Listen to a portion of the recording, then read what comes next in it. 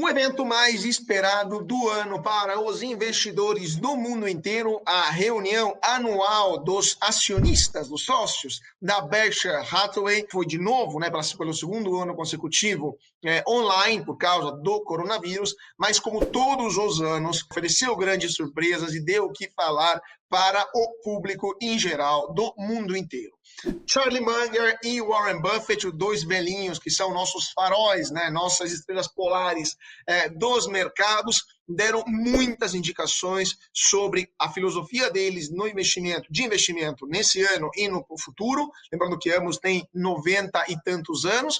E para comentar todos os pontos, inclusive os mais polêmicos, desta reunião anual dos acionistas, eu estou hoje com o nosso queridíssimo Alberto Amparo, analista de internacional da Suno. Muito bem-vindo, Alberto, e muito obrigado por estar conosco hoje. Fala, Carlos. Olá, pessoal. Um prazer estar aqui para comentar esse evento que eu amo tanto, Acontece todo ano, esse Woodstock dos capitalistas, como chamam. Então vamos lá, vamos falar sobre, assim, não tem como passar sobre todos os pontos bons, Afinal são mais de 4 horas de reunião, mas vamos fazer o nosso melhor aqui para cobrir algumas coisas interessantes, algumas gemas que eles soltaram nessa reunião.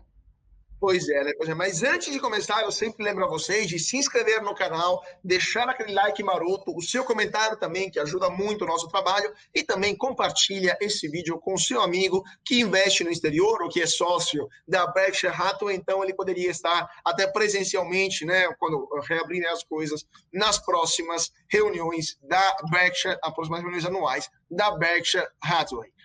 Tomara que ano que vem tenha, Presencial, acho que vai ser gigantesco.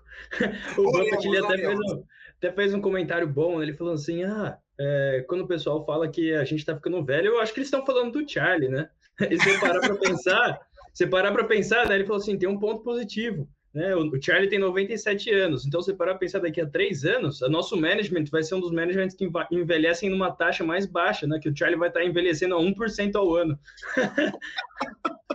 Boa, essa é boa. Mas, investimento de 1% ao ano e cabeça, eu fiquei surpreso, Fazendo ele falar, ele tá lucidíssimo, hein? 97 anos, o bicho tá lúcido, hein? Incrível, você impressionante. Tá doido, chegar nessa idade com a saúde. Mas vamos que vamos, então. Vamos entrar no mérito desse papo.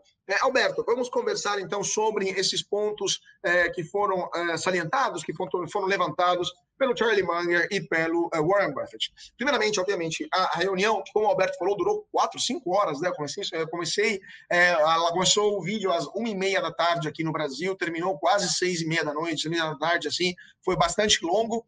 E, obviamente, essa reunião tem uma razão específica, mostrar os resultados da Berkshire Hathaway e a volatilidade no portfólio da empresa. Qual foi a sua opinião sobre esse ponto que o Buffett e o Munger salientaram? Lembrando que eles apontaram falhas também na contabilidade e no lucro líquido e na variação no valor de mercado do portfólio de ações.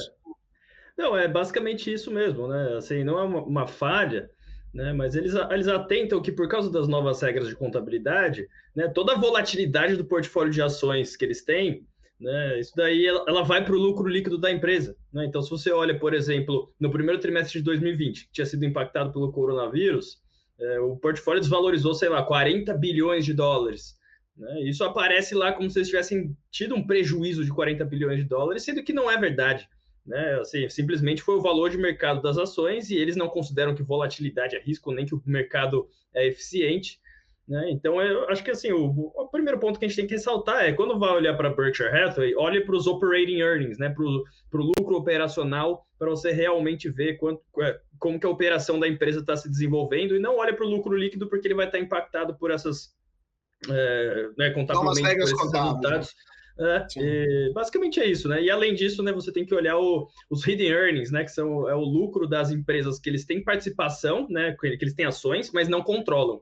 Lembrando que a Berkshire, eles controlam umas 60 empresas e ainda tem um portfólio de uns 280 bilhões de dólares em ações listadas, E o lucro que essas empresas listadas, que eles não controlam, o lucro que elas têm anualmente, reinvestem no negócio delas, não aparece nos demonstrativos da Berkshire. Então, acho que o primeiro ponto é só isso. Desconsidere essa variação no valor de mercado do portfólio, olhe para o lucro operacional e também para as empresas que eles têm participação. Agora, Roberto, só para terminar esse ponto assim, interessante também para a nossa filosofia de investimento, que a gente preza os resultados reais, né, não os resultados assim, mark to market, né, e a gente preza a filosofia de investimento no longo prazo. Essa nova regra contábil, que de fato obriga a colocar com prejuízo uma variação das cotações do mercado, você acha lógico um negócio desse do ponto de vista dos investidores? Porque você acaba percebendo um prejuízo que de fato não ocorreu, né? Simplesmente porque o mercado se apavorou, teve irracionalidade e foi a ladeira abaixo, salvo depois se recuperar rapidamente, né? Qual é a sua opinião sobre essas regras contábeis nesse aspecto?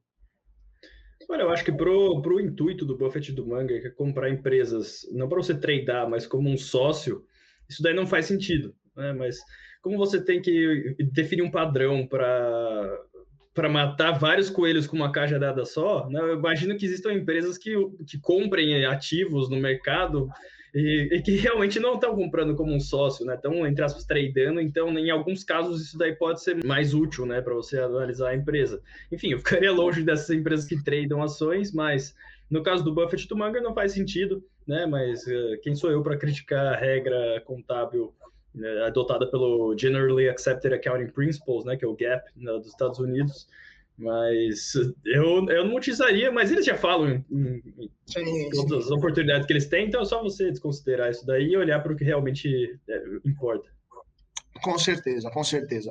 Agora, outro ponto, né? Me lembro que a gente estava comentando ano passado sobre a crise, né? A gente estava comentando a reunião da Berkshire Hathaway de 2020, que era no meio da apocalipse coronga, né? Quando os mercados do mundo inteiro estavam enlouquecidos. E o Buffett disse never bet against America, né? Nunca aposte contra os Estados Unidos. Ele relembrou os anos, né, dos Estados Unidos que foi um país que começou basicamente em uma situação muito desavantajada em relação às potências, se tornou a primeira economia do mundo, né? Agora, esse ano, Buffett retornou sobre esse ponto e disse que os Estados Unidos são um país que saiu vencedor também contra o coronavírus, mesmo contra as probabilidades. Qual é a sua opinião sobre esta afirmação, esse ponto salientado pelo Buffett? Você para pensar, né, os Estados Unidos, né, como o Buffett comenta, eles tinham 0,5% da população, sei lá, em 1776, não lembro 76, exatamente. a declaração de independência. 76, né? E olha o que os caras alcançaram, né? Fenomenal. O dólar é a moeda global, então é uma grande vantagem para eles poderem imprimir dinheiro, né, na moeda global. A dívida dos Estados Unidos é em dólar também, então eles podem imprimir dólar. E isso ajuda muito, né? Você dá o fôlego na economia. O que eu gosto de pensar, né, é que assim, quando você vai investir num país, se você pensar num país como uma empresa, né, assim, uma empresa que não pode quebrar, né, quando as coisas ficam ruins, o que acontece é que a população paga com inflação, né, e paga a conta ao longo do tempo, mas o país não quebra. Mas para pensar em cultura, né, eu acho que dois países com uma cultura excelente, pensando como se fosse uma empresa, é os Estados Unidos e a China, né? Eles até comentaram da China mais para frente, mas eu concordo com o Never Bet Against America, né? Os caras fizeram coisas que eram completamente contra a probabilidade, né? E continuam se superando. Enfim, acho que Never Bet Against America. Eles não falou isso diretamente esse ano, mas é uma potência. E eles comentaram sobre essa impressão de dinheiro, né? Os caras imprimiram bastante dinheiro. Pode ter, né? Assim, em algum momento, né?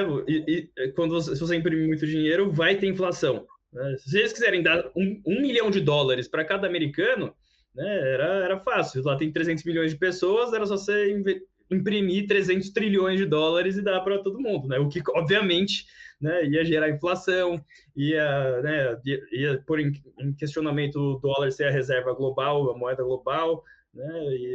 Só que qual o ponto, né? Qual é o limite, né? Não é 1 milhão para cada pessoa, mas qual que é o limiar, né, entre isso daí que pode ser desenfreado, pode não ser, né? E os bons, o Buffett ele até falou, né, no passado, né, um grande economista pensou sobre isso, né? Ele até colocou o exemplo, esqueci o nome do livro, do economista, que tinha um capítulo lá que falava de juros zero, né? E falava que não tinha como ficar juros zero, e ninguém criticou o cara na época, né? Ninguém falou assim, não, isso aqui é um absurdo, claro que pode, né? Porque é um negócio que realmente ninguém esperava, né? E eles falam que, assim, é como você... É a novela suprema, né? É o desenrolar do mundo real. E eles falam que, assim, muito provavelmente, né, assim, o tempo deles, eles não vão estar aqui, muito provavelmente, para daqui a 30 anos, ver como que essa novela Vai se desenrolar. acabar, mas realmente é fascinante, né? Eu não tenho muita opinião para dar, mas eles acham fascinante, eu também acho fascinante. Com certeza, com certeza. Mas quem sabe daqui a 30 anos eles já estão aqui, né? Vão ser uma, E vão matar falando nisso todos de nós, 30 né? anos, o Buffett ele até mostrou, né? Foi uma comparação bastante interessante. Ele pegou a lista acho que das 20 maiores empresas hoje em dia do mundo, né? E E de ele fez um exercício. 1999, né? Não, ele pegou de hoje. Sim, Primeiro pelo de de hoje. hoje fez comparação com a de 89, né? Não, mas qual que foi a grande sacada? Ele pegou as 20 maiores empresas de hoje e ele falou assim: ó, dessas 20, quantas você acha que vai estar na lista das 20 maiores empresas daqui a 30 anos? Né? Aí ele Com deixou as certeza. pessoas pensarem. Aí ele falou assim: né, eu imagino que a maioria de vocês pensou em algumas delas. Né? Aí ele coloca de 1989. Ele falou: olha só, né, de 30 anos atrás não tem nenhuma. Né? Então, assim, é uma coisa contraintuitiva. Mas ele acabou falando assim: eu acredito que da lista de hoje haverá alguma empresa, né, na lista daqui a 30 anos. Até porque a lista de 1989 ela estava um tanto influenciada pela bolha no Japão, né, Sim, sim. tanto que tinha muitas empresas japonesas lá. Assim, o meu chute, eu acho que vão ter mais empresas chinesas daqui a 30 anos, né, do que tinha agora. Eu acho que tinha o quê? Tencent e Alibaba, né, das chinesas. Enquanto na de 1989 tinha bastantes empresas japonesas, né? Eu acho que no futuro, aí, daqui a 30 anos, a gente vai ter mais coisa chinesa lá. Não sei se mais que empresas americanas, afinal das top 6, 5 são dos Estados Unidos, né? Acho que só a Saudi Aramco, que é a grande petroleira da Arábia Saudita, né? Mas vai ser interessante. É realmente um exercício, né, para você. Com certeza, com certeza. Impressionante como as empresas americanas de 30 anos para cá se tornaram, não digo monopolistas, mas basicamente 2/3 daquela lista são empresas americanas, muito mais do que era em 89, né? Então, de fato, os americanos não tiveram nenhum declínio, muito pelo contrário, de 89 para cá, do ponto de vista da capitalização das empresas. Agora, uma coisa que me deixou pensando bastante, Alberto, foi a questão das SPACs, né? Que o Munger e o Buffett falaram bastante, que são os Special Vehicles de ações, né, de compra de ações, no caso, né? O que você acha? Basicamente um cheque em branco, né? Exatamente, exatamente. Qual é a sua opinião sobre... Vamos explicar melhor para o nosso público o que são os PACs e qual é a sua opinião sobre esses veículos que, de fato, estão alterando, né? A gente pode dizer isso, estão alterando, né, o mercado da bolsa nos Estados Unidos e em outros países do mundo também. As SPACs elas existem há um certo tempo, né? Elas per se, elas não são maléficas. Né? O que é que tá, assim, SPAC basicamente é alguém que quer levantar dinheiro, né? Pensa um grande gestor de fundo quer levantar dinheiro e aí ele quer captar $1 bilhão só que ele não definiu ainda como ele vai usar esse $1 bilhão, né? E as pessoas estão confiando naquele gestor, naquela pessoa que está fazendo a SPAC para alocar direito esse dinheiro, né?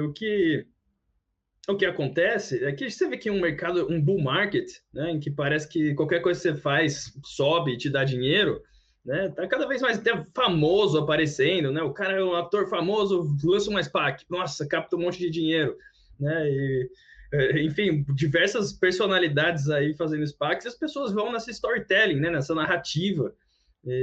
Eu acho isso bastante perigoso, né, o Buffett ele usou uma frase muito boa, né, que para demonstrar que os incentivos são ruins. O Buffett falou assim, pô, se eu fizesse uma SPAC, né? Quer dizer, se você colocasse uma arma na minha cabeça e falasse assim, compra uma empresa em 2 anos, né? Ele fala assim, cara, com certeza eu ia comprar uma, mas muito provavelmente ia ser um investimento medíocre, né? E é isso que é uma SPAC, né? Você dá o dinheiro, o cara tem que gastar o dinheiro. Se ele não gastar o dinheiro, você retorna o dinheiro. Então, o que você acha que vai acontecer? O cara vai gastar seu dinheiro, tendo ele uma coisa boa para alocar ou não. Né? O Munger tem uma frase muito boa, ele fala, show me the incentives and I'll show you the result. Né? Me mostra os incentivos e eu vou te mostrar o resultado. E eu acho que o ser humano, ele é muito movido por... 100%, assim, 100% não, né? Mas é extremamente movido por incentivo. Assim, a gente tem inúmeros casos, né, de, assim, posso até entrar aqui, daí já seria mais a minha opinião, por exemplo, acho que a FedEx nos Estados Unidos, os caras, de noite, os caras têm que mexer todos os pacotes, assim, né, carregar avião, não sei, o van para o sistema, né, todo o frete funcionar, né, e eles não conseguiam, né, que as pessoas terminassem o trabalho durante o turno noturno, né, que tinha que completar tudo durante de noite e o pessoal não conseguia, né, e o pessoal era pago por hora. Até que um dia um cara teve a brilhante ideia, né, de em vez de pagar os funcionários por hora, em você fazer assim, você paga por turno e quando o cara terminar, ele pode ir para casa. Se ele terminar mais cedo, ele pode ir para casa. Lo and behold, né, o Munger fala, tipo, magicamente, pum, começou a funcionar. Né? E assim, tem inúmeros exemplos disso, né? Que o incentivo faz o resultado. E na SPAC, o incentivo é entorrar a grana. Né? Se você vai ser bem sucedido ou não, não vai depender tanto de onde você está alocando, né? Então, eu acho que faz sentido. E o Buffett até fala, né? Os caras não estão adquirindo empresa olhando para a receita, olhando para o lucro, é só querer uma narrativa bonita que você consiga vender. Né? E narrativa bonita não dá retorno durante 10 anos. Com certeza, com certeza.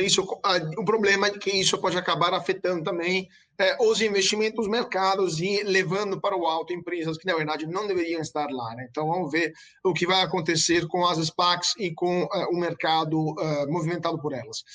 Vamos falar agora de uma das grandes vendas do Buffett o ano passado. O Buffett vendeu basicamente todas as companhias aéreas que ele tinha na carteira e o ano passado disse, que me lembro claramente essa frase, por causa do coronavírus, tinha aviões demais para milhas e passageiros de menos, milhas voadas e passageiros de menos. Né? Ia demorar muito tempo para que a gente voltasse ao nível de passageiros de milha voada por passageiro, que era antes, que estava registrado antes do começo da apocalipse coronavírus. Né? Agora, ele foi questionado esse ano por que ele vendeu as companhias aéreas, se foi um erro de gestão, se ele não conseguiu prever a situação. Ele mesmo se justificou dizendo, né, que ninguém podia prever o coronavírus. Né? Qual foi a sua opinião sobre essa questão da venda das companhias aéreas, esse debate que houve durante a reunião dos acionistas da Berkshire Hathaway?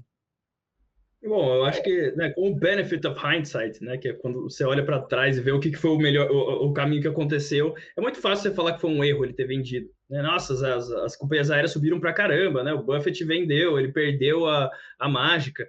Né? Só que se você parar para pensar, o racional não é você olhar para trás e ficar feliz porque você tomou a decisão que te deu o maior retorno. É você olhar para trás e ficar feliz quando você percebe que você tomou a decisão mais racional com as evidências que você tinha disponível no momento. Né? E o Buffett conta, né? As companhias aéreas, elas são cheias de custo fixo, né? Você tem lease de aeronaves, tem dívida para pagar, você tem salário, tem um monte de coisa, né? E as companhias aéreas, elas iam quebrar sem a ajuda do governo, né? Se você olha até na história, né?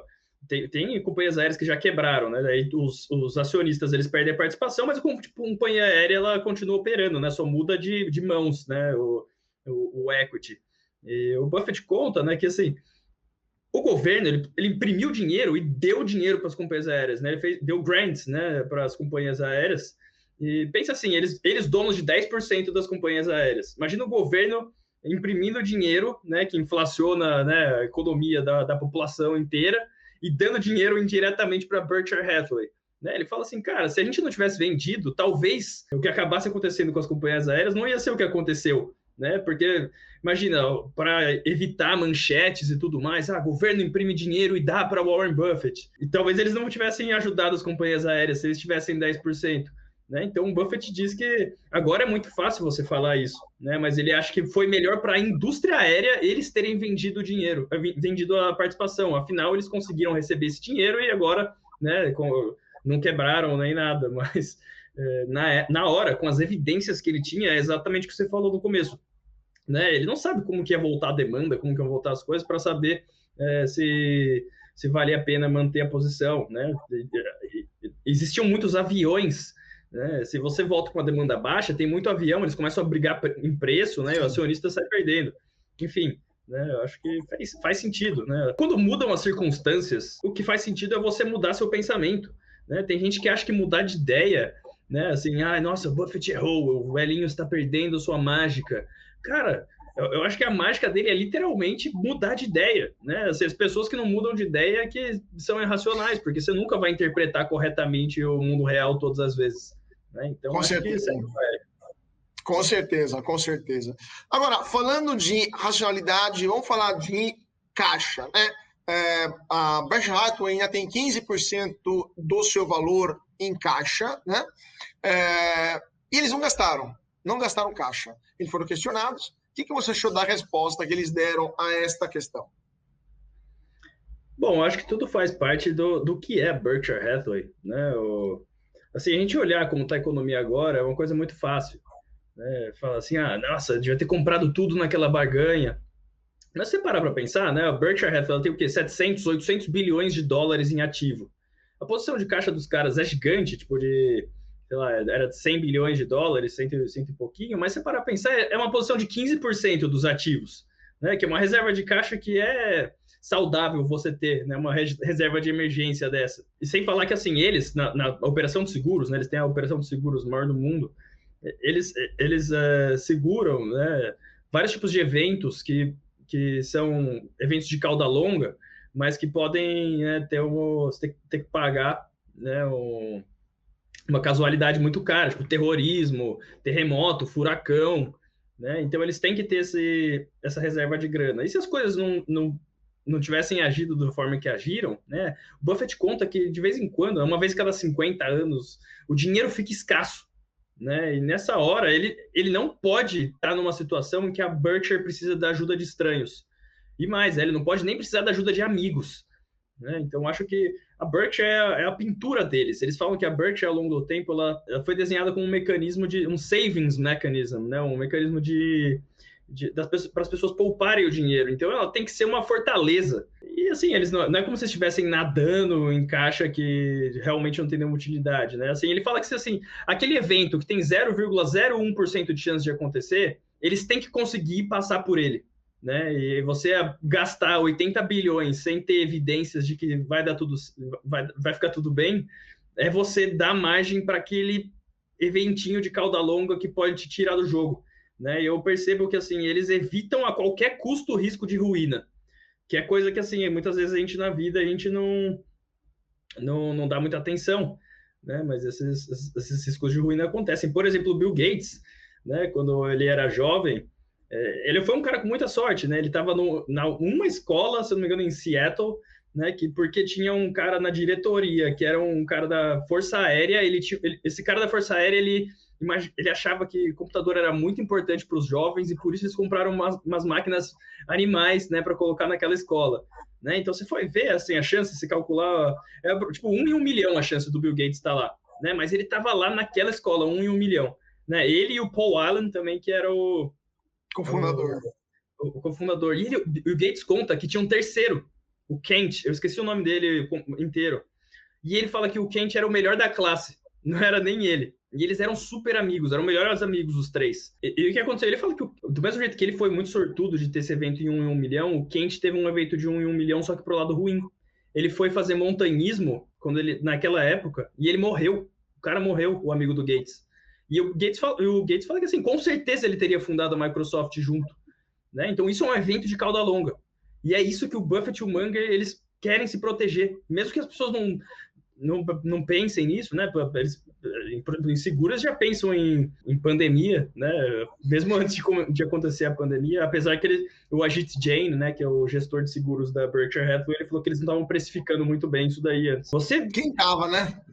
Esses caras, eles planejam para 100 anos e não para 1 ano, né? As pessoas, elas gostam de manchete e tudo mais, né? Esses caras, eles estão pensando lá na frente, né? E se lembrar a fase do Gates, né? A gente superestima o que a gente consegue em 1 ano e subestima o que a gente consegue em 10, né? Os caras estão pensando, sei lá, para 100 anos. Com certeza, com certeza. Pois é, né, Alberto? Agora, falando sempre do longo prazo, questionaram se vale mais a pena investir na Berkshire Hathaway ou no S&P 500, né? Qual é a sua opinião sobre a resposta que o Buffett deu para esse questionamento? Olha, eu acho que depende do momento, né? Por exemplo, hoje em dia, eu preferia ir de Berkshire Hathaway.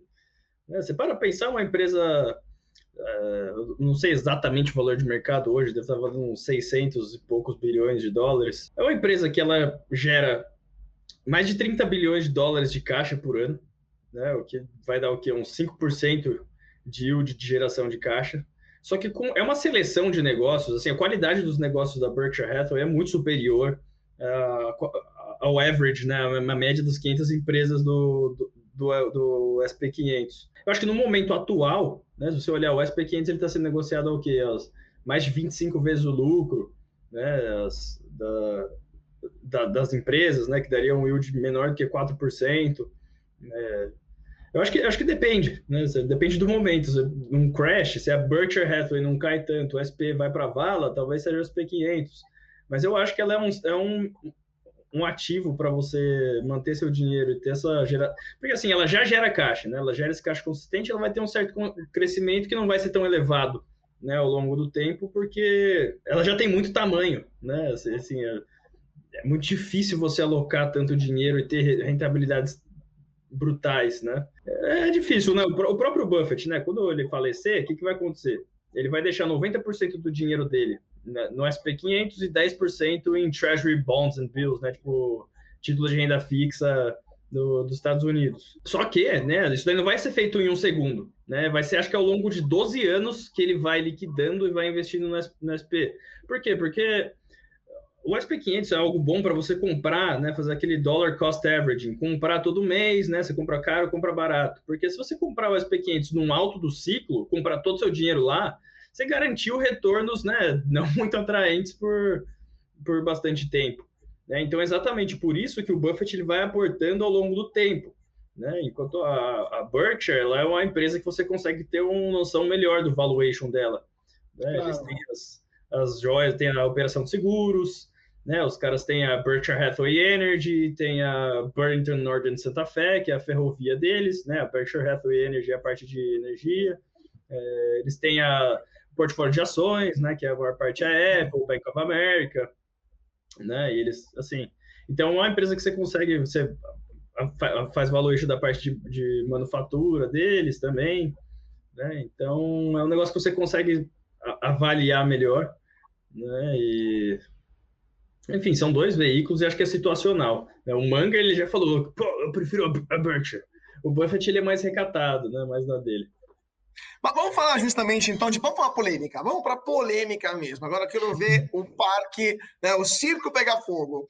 2 pontos deixaram o papo mais apimentado na reunião anual. Um foi a pergunta sobre bitcoins, né, que fizeram para os dois, e a outra foi ESG, né, ou seja, o que a Berkshire Hathaway está fazendo para se conformar a essa nova tendência do mercado de ambiente social e governança, né? As respostas em ambos os casos foram bastante, vamos dizer assim, picantes, né? Foram bastante quentes por parte, especialmente do Munger, né? O Buffett foi mais diplomático, o Munger foi mais incisivo, vamos dizer assim, provavelmente a idade, né? O cara diz, já deu, não tenho mais paciência, com iniciantes, né? Que não diria uma famosa atriz da Globo. Qual que foi a sua opinião sobre esses 2 pontos, né? O Bitcoin e o ESG, em ambas as respostas do Munger e do Buffett? Bom, o Buffett ele deu uma resposta nas entrelinhas que eu achei bastante interessante. Ele falou assim, políticos normalmente desviam de perguntas, então eu vou desviar de responder essa pergunta do Bitcoin. Afinal, né, se você parar para pensar, de todo o pessoal que está assistindo a gente, né, deve ter umas centenas de milhares de pessoas que têm Bitcoin e 1 ou 2 que estão shorteados no Bitcoin. Então eu não vou responder porque eu, muito provavelmente vou chatear centenas de milhares de pessoas. Enfim, né, ele acabou respondendo sem responder. E o Munger ele falou que eu não odeia, né, o Bitcoin e tudo mais. E assim, ele falou, cara, né, é uma doideira, né, meio fomentada por ganância, né? E como que você vai gostar desse negócio em que as pessoas estão gastando bilhões e bilhões de dólares, né, para ganhar dinheiro? E é uma coisa que facilita sequestrador, né, fazer negócio, facilita terrorismo, facilita um monte de coisa, né? O que eu acho. E assim, eles até deram um exemplo, né, que foi bastante interessante, da indústria de carros, né, que as pessoas adoram inovação, elas adoram ganhar dinheiro com inovação, né? Então, quando surgiram os carros também lá em 1914, né, o Buffett Ele fala, surgiram um monte de empresas de carro, né? E as pessoas olhavam para a indústria de carro e falavam, caramba, carro é a novidade, né? Inovação, muito melhor que cavalo, né? E isso daí vai crescer demais, né? Que nem as pessoas olham para o Bitcoin e falam, nossa, inovação, né? Isso daí vai dar certo. Só que o Buffett fala, cara, realmente deu certo o carro, né? Do mesmo jeito que o blockchain, ele pode dar certo e muito provavelmente ele acredita que vai dar certo uma tecnologia atraente. Mas por exemplo, as indústrias de carro, surgiram 2.000 empresas de carro, né? E o Buffett ele pega só na lista dele, ele pega só as empresas que começavam com MA, o nome da empresa, tinha tipo dezenas, né? E ele fala assim, cara, né, das 2.000 empresas de carro que surgiram, né, só 3 sobreviveram. E não tinha como você adivinhar qual dessas 3 iam ser, né? E o Bitcoin, né, as criptoativos, existem centenas, né? Você lança Dogecoin com uma brincadeira, o negócio vai para 50 bilhões de dólares, né? Você faz os... Então, assim, tem uma história no livro do Seth Klarman, né? O Seth Klarman é um velho investor multibilionário, ele conta a história das sardinhas, né? Ele fala assim, no início do século XIX, as sardinhas, acho que no estado da Califórnia, elas sumiram de onde elas eram normalmente encontradas. Em virtude da oferta e demanda, a sardinha ficou mais rara, né? Os traders começaram a tradear a sardinha e o preço da sardinha subiu pra caramba, né? Um belo dia, um executivo de sucesso, ele fechou um negócio e foi querer se recompensar com uma refeição de luxo. Comprou uma lata de sardinha para comer. Pagou uma fortuna, né? Comeu a lata de sardinha, beleza. No dia seguinte ele acordou vomitando, né? Com diarreia, foi reclamar com o vendedor, falou, pô, paguei uma fortuna nessa lata de sardinha, né? E ela estava estragada, qual que é a sua ideia? Aí o vendedor virou para ele e falou assim, nossa, mas você comeu uma sardinha? Né? As pessoas não estão comprando sardinha para comer, as pessoas estão comprando sardinha para ganhar dinheiro. Né? E qual que é a moral da história? Para que serve a maldita sardinha se não para comer? Né? Do mesmo jeito, para que serve uma criptomoeda se não para ser usada como moeda? Né? Agora fica questionamento, você acha que as pessoas estão comprando os criptoativos para usar como moeda ou para ganhar dinheiro? É bonito, né? Quando tá essa especulação, parece que você compra qualquer coisa e dá dinheiro, né? Maravilhoso. Você não precisa estudar, você não precisa trabalhar para ganhar dinheiro. Se você ter essa percepção, né, diferenciada, né? Tipo, eu entendo, as pessoas não entendem. Então, obviamente, vou comprar, vou ganhar dinheiro, isso tá dando certo. E as pessoas, elas gostam desse baile. E elas falam assim, se ficar muito caro, né? Eu vou vender antes de explodir, né? A bolha estourar. Que nem o baile da Cinderela, né? Tá todo mundo lá, todo mundo bem vestido, né? Você fala assim, mas uma dança não faz mal. Né? Só que qual que é o problema? Meia-noite, a carruagem vira abóbora, os cavalos viram rato, né? E você fala assim, não, eu vou sair antes da meia-noite, né? Só que ninguém tem relógio de pulso. Esse é o grande problema, né? E todo mundo tá achando que vai sair antes da meia-noite. Enfim, o Munger, ele fica estressado com isso daí, né? Ele não tem papas na língua. Porque, afinal, né? O Buffett até soltou uma frase, né? Do John Maynard Keynes, né? Do Keynes, que fala sobre que os especuladores, eles podem, eu não lembro exatamente, mas os especuladores não causam dano ao país por uma bolha ou outra, né? Mas quando o desenvolvimento de um país se torna um subproduto de uma atividade de um cassino, que é simplesmente uma aposta, as pessoas, né, desenfreadas, né? Isso é um negócio que normalmente acaba mal feito, acaba mal. Né? Só que o problema é que o que o homem quer, ele irá acreditar. Né? E quando você fica pregando, né, tem um viés chamado viés Bias on Consistency and Commitment, né, o viés da consistência e comprometimento. Quando você consistentemente fala uma ideia em público, você compromete dinheiro nessa ideia, né, você começa a transformar essa ideia parte de você, né, e você sai pregando essa ideia, mas não é para os outros que você está pregando, você está cada vez enfiando mais dentro da sua cabeça, né, acaba virando tipo um culto em volta do negócio. Você vê muito disso em volta de criptoativo, né? Então, eu não vou dar a minha opinião, mas eu acho que, assim, não existem evidências de qual que vai vencer, né, na minha opinião. Pode dar certo? Pode dar errado? Então, uma grande chance, né? Principalmente porque você olha para essas grandes lições do passado, existem inúmeras que são muito parecidas, inúmeras, né? E o Buffett, ele tem uma boa frase, que ele fala assim, existe um alfinete à espera de cada bolha, e quando os dois finalmente se encontram, uma nova onda de investidores aprende algumas velhas lições. Vamos ver. Vamos ver quando esse alfinete vai chegar, né? Agora, sobre também outro ponto polêmico, o SG. Buffett e Munger não tiveram papas na língua, né? Inclusive, eles falaram que SG é um negócio que é feito para gente que não é stakeholder, né? Ou seja, não tem nenhuma ação e vem dar opinião sobre esses pontos. O que você achou dessas respostas, bastante duras, por sinal, contra o SG por parte de Munger e Buffett?